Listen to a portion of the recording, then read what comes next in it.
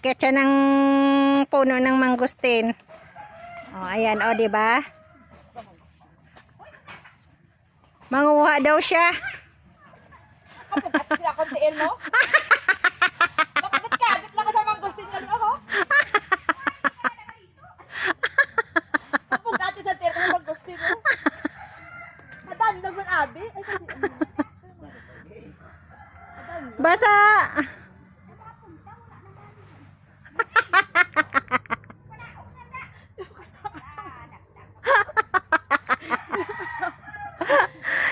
Di na kaya niya yung katawan niya.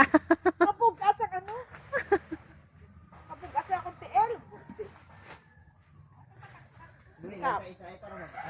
Ha? Hulugi ko to, be. Isa lang. Maghulog mo ka mo sa mangustin, be? Mangustin, be?